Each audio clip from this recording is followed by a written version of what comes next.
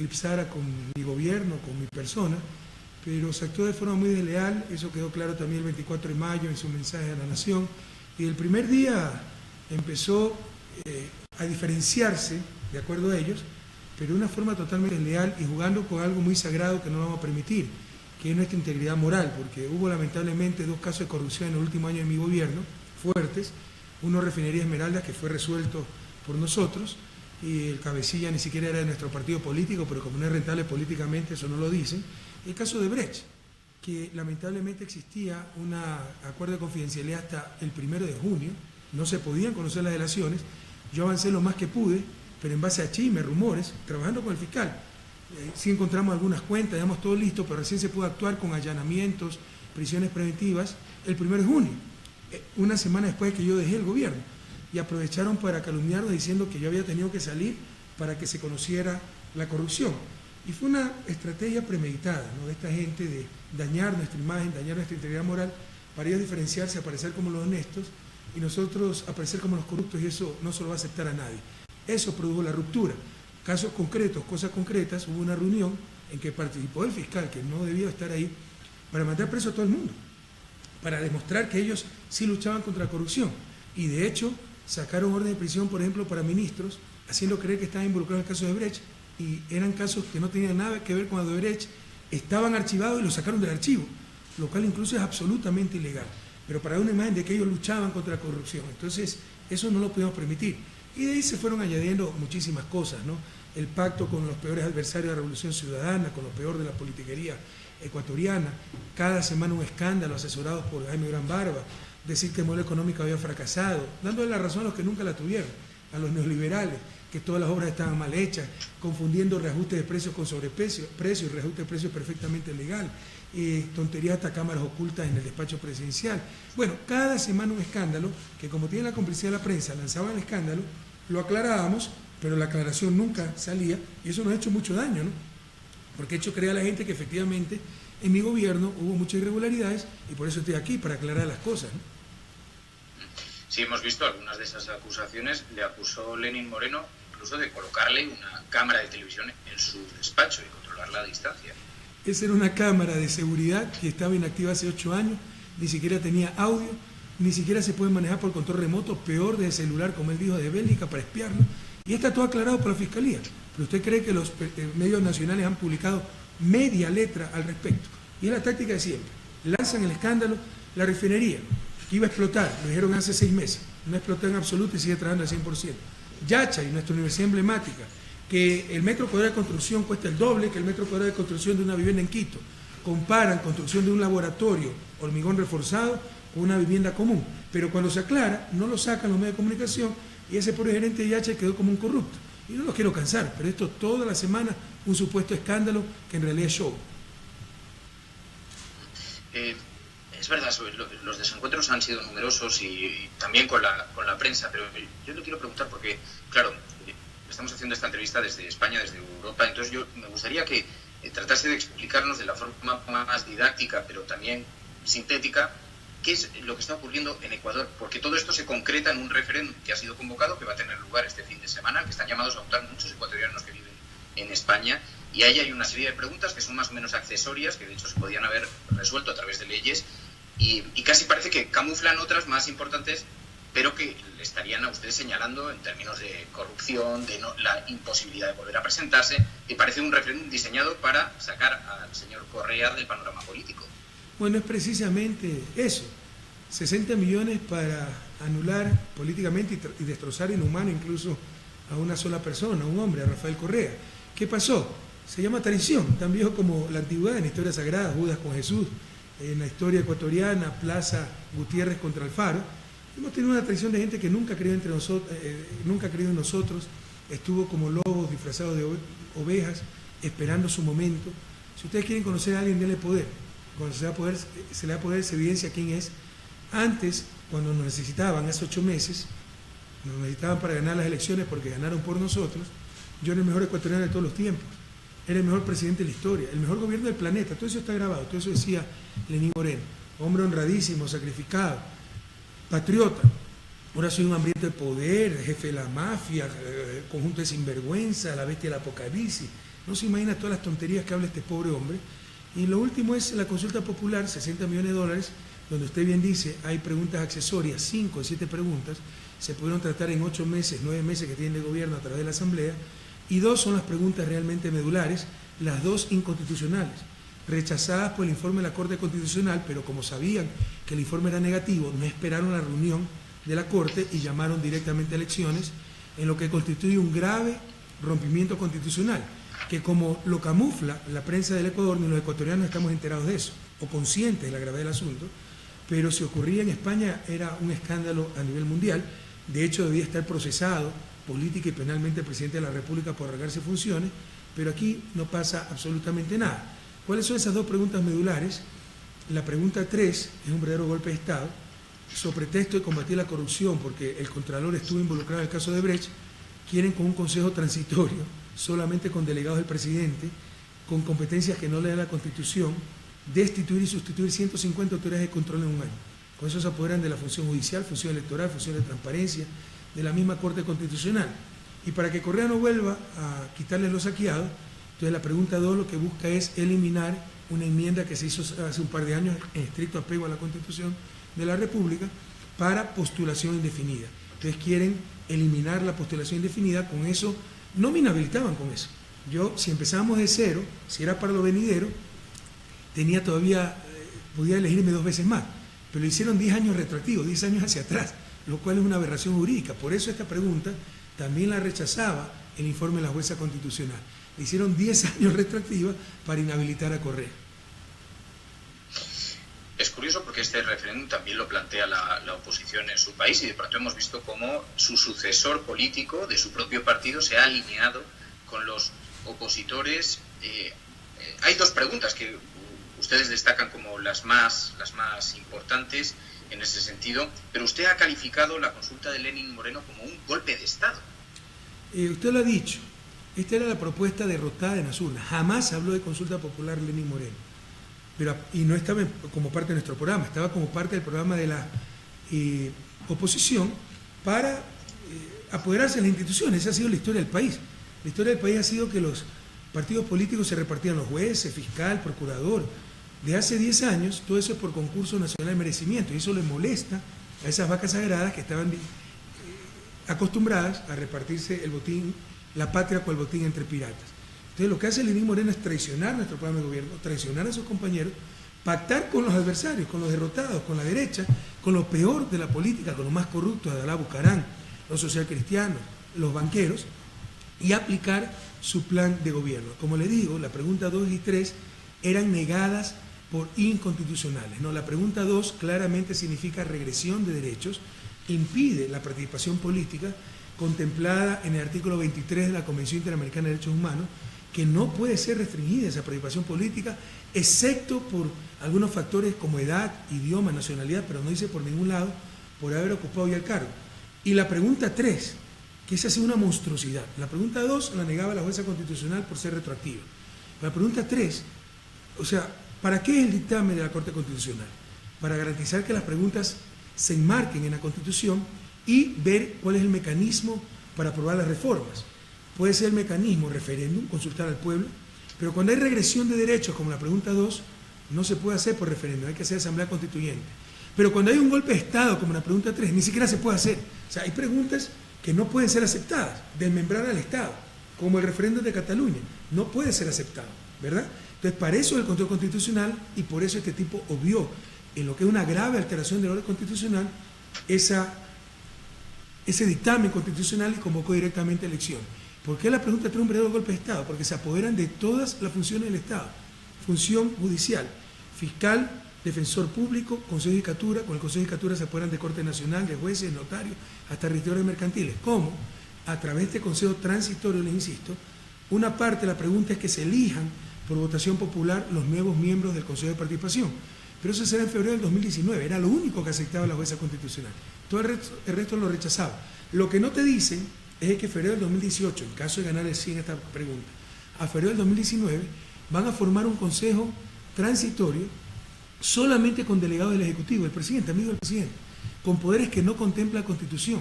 El Consejo elige las autoridades, pero no las destituye.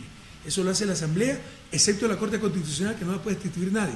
Ahora va a poder destituir este Consejo y va a poder destituir, como te decía, fiscal, defensor público, Consejo de Participación, se apoderan de la función judicial, Consejo Nacional Electoral, Tribunal Contencioso Electoral, se apoderan de la función electoral, el propio Consejo de Participación, Contralor, Procurador, Superintendente de Banco, Superintendente de Compañía, el resto de superintendentes, se apoderan de la función de transparencia y la misma Corte Constitucional, que no puede ser destituida por nadie, más otro gran número de autoridades menos importantes.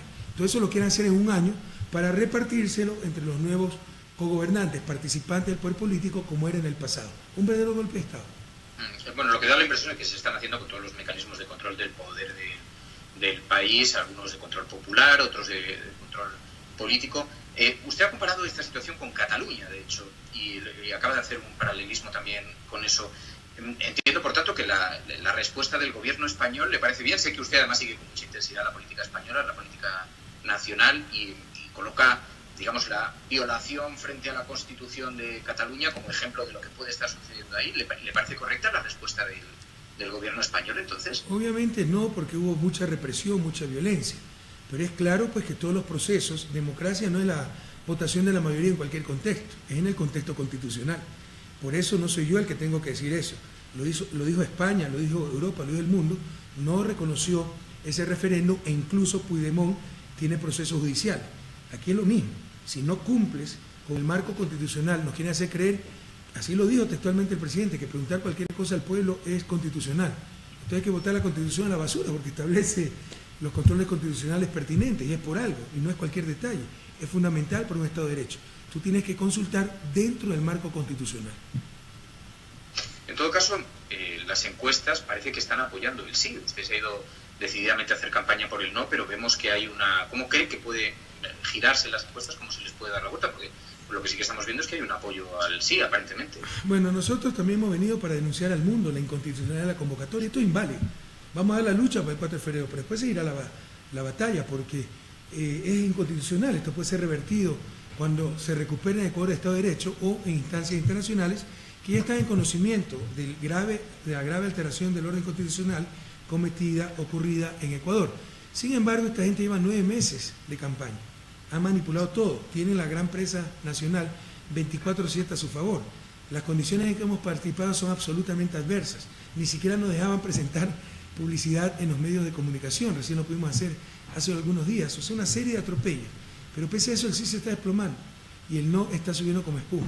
Ellos tendrían que sacar 180% con todo lo que han tenido a su favor, una campaña multimillonaria, pero le falta es pueblo, y a nosotros nos sobra pueblo, y tenemos grandes esperanzas para el próximo 4 de febrero, sabemos que están muy preocupados, han mandado a todos los ministros, altos funcionarios del territorio a ofrecer cualquier cosa, porque el sí se está desplomando y el no está subiendo como espuma. En España residen el 44%, creo en torno al 44-45% de los ecuatorianos que residen en el exterior de su país. Es una comunidad muy importante. ¿Cómo cree que van a responder a esto? Allá va a rezar el no. La gente está indignada por muchas cosas, ¿no? Por ejemplo, ellos están allá por la crisis bancaria del 99.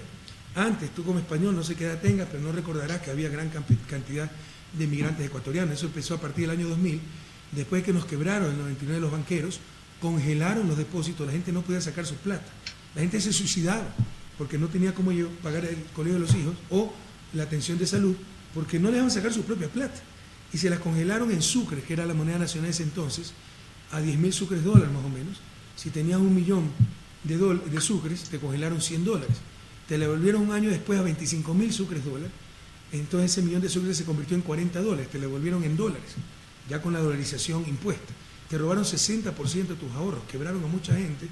Y millones de ecuatorianos tuvieron que emigrar a España, sobre todo, no había visa en ese momento, por la facilidad del idioma, pero también Italia, la misma Bélgica, Estados Unidos, en condiciones muy adversas. Esa gente realmente es admirable.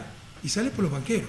Y los banqueros después de 2 años volvieron a romper récord de utilidades y sacaban la plata fuera del país. Y esa gente que con tanto esfuerzo trabajaba en Murcia, Valencia, Madrid, Génova, Milán, mandaba sus euros al Ecuador y eso fue lo que nos sacó a flote, las remesas de los migrantes. Eso nunca lo vamos a olvidar. Entonces esa gente se siente indignada, ver cómo han vuelto los banqueros, aquellos que los expulsaron de su propia patria, al poder. Cómo se le da el dinero electrónico a los banqueros, pero no se hace una sola casa de las que se ofrecieron.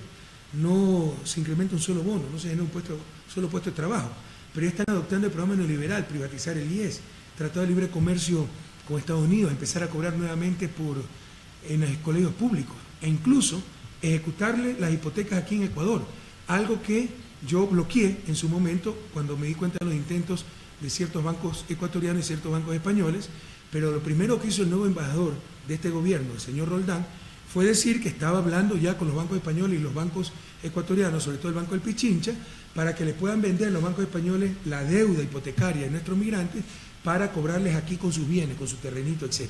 Entonces esa gente está indignada. En España va a arrasar el no.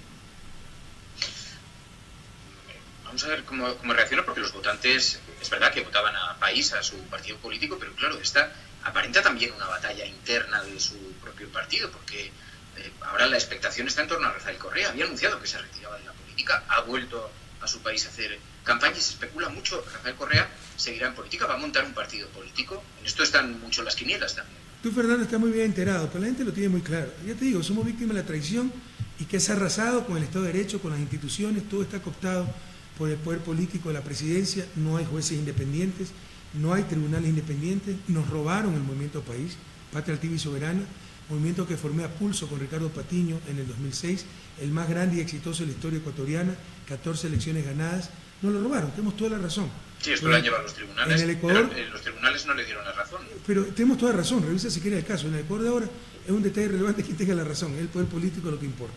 Esto pronto cambiará, tengo yo la profunda fe que pronto cambiará, pero la gente tiene muy claro con quién está la revolución y ellos se pueden quedar con las paredes, con los muebles, con los recursos que da el Consejo Nacional Electoral, con el casillero, con el número 35.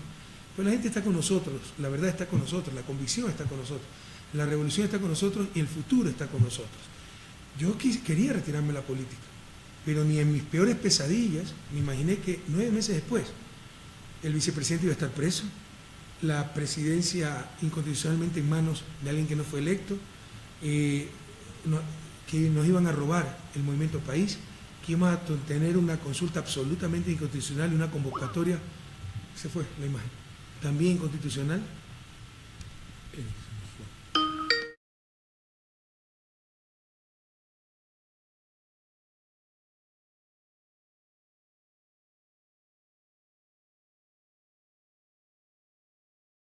¿Me escuchan, no? Sí, un segundo, presidente. Correcto. Decía que en mis peores pesadillas, yo dije que me iba a retirar de la política. Estaba cansado, le debía paz, tranquilidad a mi familia, que fue muy sacrificada durante 10 años. Yo me doné demasiado a la presidencia, le quité tiempo a mi familia. Y mi familia es una gente muy sencilla, mi esposa siguió siendo profesora de escuela, yo seguí viviendo en la misma casa, no nos gusta exponernos públicamente, el poder, la opulencia. Queríamos años de paz, de tranquilidad. Pero tuve que cambiar mi decisión porque ni en mis peores pesadillas me imaginé lo que está ocurriendo, ¿no? Te insisto, o sea, el vicepresidente preso sin ninguna prueba, un hombre inocente. ¿Para qué? Para apoderarse de la forma más inconstitucional de la vicepresidencia de la República. Nos robaron el movimiento País. Ahora pasan una consulta absolutamente inconstitucional con una convocatoria más inconstitucional aún. Entonces mi deber, pues, regresar ante tamaña situación de la patria, ante momentos críticos que vive la patria y estar con mis compañeros, que también están siendo perseguidos y están resistiendo frente a todos los abusos del poder. Este domingo tienen ese referéndum, esa consulta, y quedan muy poquitos minutos, pero quiero aprovechar porque hay algunos asuntos en los que además parece que hay una enmienda a la totalidad de su trabajo, lo que incluye también críticas, por ejemplo, a Julian Assange, que se convirtió en un icono protegido por Ecuador en esa embajada, y hemos visto también que Lenín Moreno decía, es un problema heredado. ¿Usted considera que es un problema también? Pero usted ve el nivel de este señor, nosotros sabemos que era sin convicciones, ¿no? Pero no sabíamos que era un traidor. Usted ve el nivel de este señor. O sea, el Estado soberano del Ecuador da el asilo a un ciudadano, Julian Assange, no porque justifiquemos lo que hizo, sino porque no había garantías del debido proceso. Recuerde que en Estados Unidos amenazaban con procesarlo con una ley que incluye pena de muerte, lo cual no es aceptado por el derecho interamericano, por todos los principios de derechos humanos. Por eso decidimos darle el asilo y resulta que no es un problema para él, que un problema heredado. Eso demuestra la pequeña visión y de alma del presidente actual, ¿no? Pero sí, yo creo que Julian Assange corre un gran riesgo porque este gobierno no es un gobierno de convicciones, y ante la primera presión de Estados Unidos va a entregar a Julian Assange. Y una cosa que nos llama la atención es que esto que está ocurriendo allí en Ecuador no está sucediendo solamente allí. Estamos observando como en Latinoamérica se están viviendo verdaderos terremotos políticos. Hemos visto lo que le está ocurriendo a Lula en Brasil, pero también estamos viendo lo que sucede en Honduras. Estamos viendo un auténtico movimiento. ¿Todo esto está concertado? ¿Todo esto tiene alguna conexión? ¿O el caso de Ecuador es un caso diferente? Lo de Honduras es un poquito diferente. Lo del caso de Ecuador no. Se enmarca dentro de esa arremetida conservadora que hace unos 3 años yo la llamé restauración conservadora. Ahora debería llamarla Plan Cóndor 2, porque ya no son las botas militares de los 70, asesinatos, desapariciones, pero no le importa la democracia, no le importa otra clase de sicariato, por ejemplo el sicariato moral, destruir honras, etc. Y una de las estrategias es el lawfare, la guerra judicial, la judicialización de la política. Eso es lo que le han aplicado a Dilma, a Lula, a Cristina, a Jorge Glass, nuestro vicepresidente, me lo van a aplicar a mí, ¿no? Para aniquilarte moralmente. Esto empieza con el bombardeo mediático en base a un caso ficticio real de corrupción que lo sacan totalmente de contexto, involucran a todos, te hacen aparecer como cómplice, te juzgan en los titulares y cuando ya llega a los tribunales los jueces se mueren de miedo y lo único que hacen es dictar sentencia condenatoria porque ya no son capaces de hacer otra cosa. Y eso es lo que está sucediendo en toda América Latina, obviamente en forma exclusiva contra los líderes progresistas. Porque hemos visto, en efecto, que hay casos, está enjuiciado su vicepresidente, dice, esto me lo van a aplicar a mí, dice usted, ¿cree que es objeto también? ¿Teme ir a la cárcel? ¿Teme que el caso pueda aumentar? O sea, el que nada debe, nada teme es un eufemismo, hiriente eufemismo en la realidad ecuatoriana actual, porque el que nada debe puede temer mucho, y el que debe mucho teme nada si es amigo del poder. Y por eso también la consulta puede aniquilar, yo te decía al inicio, política, pero también humanamente a una persona, ¿no? Mi persona, porque cuando capten, si es que gana el 100-3, todas las funciones del Estado, van a poner un fiscal, un contralor, jueces, para que me persigan y me condenen. Y esto se encadena con la pregunta 1, inhabilitación de por vida a los corruptos. Han puesto una pregunta totalmente inconsistente, jugando con la indignación de la gente por casos de corrupción que se presentaron, que son inevitables, pero aquí los magnificaron, los manipularon, etcétera, para inhabilitar a los corruptos. ¿Pero quiénes son los corruptos? La cosa de especulado, coima, cohecho, pero hasta oferta de tráfico de influencia. ¿Cómo prueba la oferta de tráfico de influencia? Entonces, con fiscales de ellos, un contralor de ellos, jueces de ellos, te ponen, por ejemplo, que Correa ofreció tráfico de influencia con un testigo falso. Te condenan, suponte a 6 meses, y estás inhabilitado de por vida hasta para ser concejal. O peor aún, te inventan un juicio especulado y ya te condenan a 10 años, 15 años y no puedo volver a mi patria. Eso es parte del plan, ¿no? Eso es parte del plan, van a venir tras de mí. Yo tengo profunda fe en que ellos no conocen la historia del Ecuador, están embriagados de poder, pero la historia del Ecuador política es muy cambiante y en pocos meses puede haber una situación política muy diferente y el pueblo va a reaccionar y va a reaccionar con la fuerza de un huracán.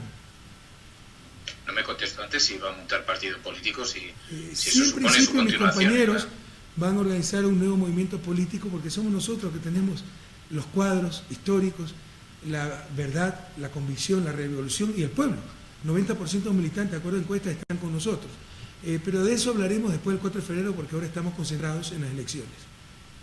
Es decir, habrá movimiento político, pero después del 4 de febrero. Empezaremos a organizarlo. Y aquí hicimos inscribirlo.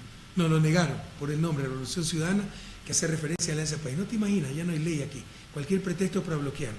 No hemos querido insistir para no desconcentrarnos de las elecciones del 4 de febrero. Señor Rafael Correa, muchísimas gracias por atender esta llamada. Muy buenos días y mucha suerte. No, muchísimas gracias a ti, te felicito, porque un periodista muy bien informado de lo que sucede en Ecuador. Ojalá los periodistas ecuatorianos estuvieran tan bien informados como tú. Y un gran abrazo a esos hermanos ecuatorianos residiendo en España. Nuestra solidaridad, nuestro cariño profundo. Muchas gracias, buenos días. Pues ahora no te muevas un segundo, presidente, por favor. Voy a